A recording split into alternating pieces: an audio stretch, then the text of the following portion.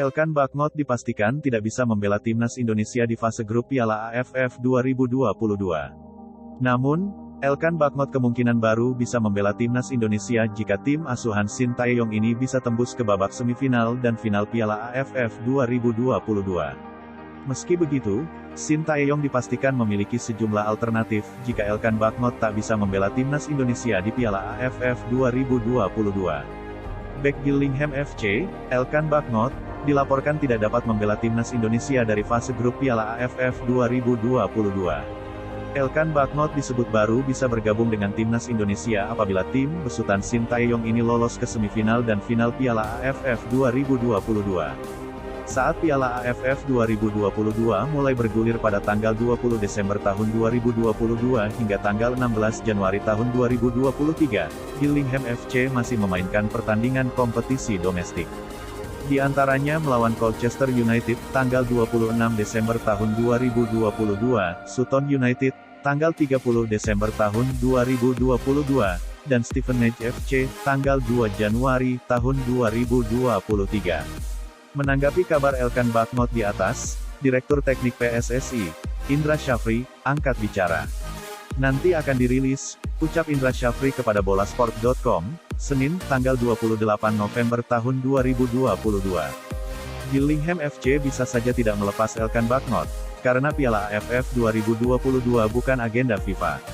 Sebelumnya, pelatih timnas Indonesia, Shin Tae-yong, terbang ke Inggris demi melobi klub Elkan Bagnot. Sehingga pemain kelahiran Bangkok, Thailand tersebut dapat tampil di Piala AFF 2022. Termasuk Elkan Bagnot, Shin Tae-yong memanggil 28 nama untuk bergabung dengan timnas Indonesia dalam menatap Piala AFF 2022. Timnas Indonesia sendiri mulai menggelar pemusatan latihan TC di Bali pada tanggal 28 November tahun 2022. Di Piala AFF 2022, skuad Garuda menempati grup A bersama Thailand, Filipina, Kamboja, dan Brunei Darussalam. Timnas Indonesia akan membuka laga perdana grup A Piala AFF 2022 dengan menjamu Kamboja, Jumat, tanggal 23 Desember tahun 2022.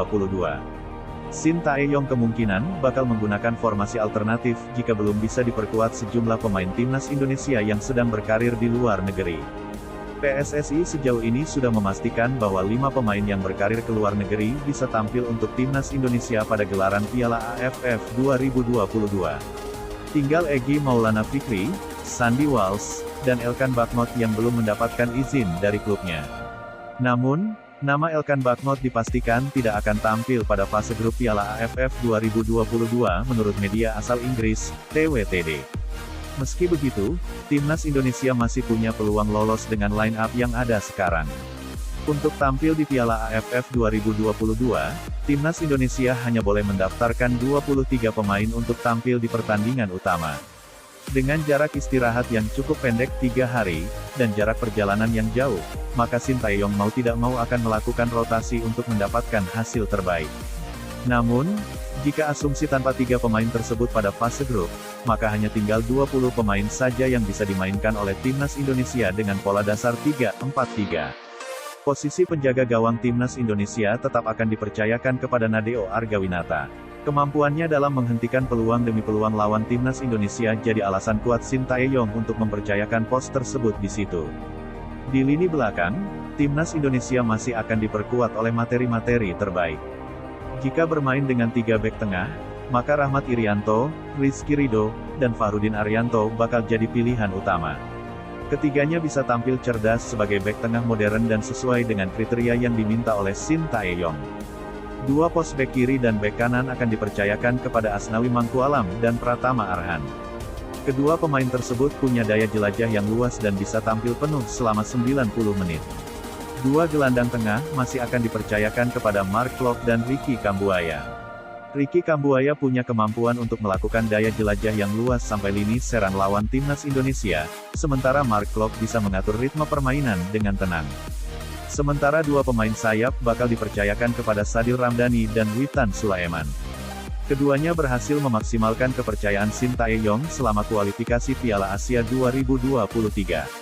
Pada turnamen tersebut, keduanya berperan besar bawa timnas Indonesia ke putaran final. Sementara penyerang tengah akan dipercayakan sepenuhnya kepada Dimas Drajat.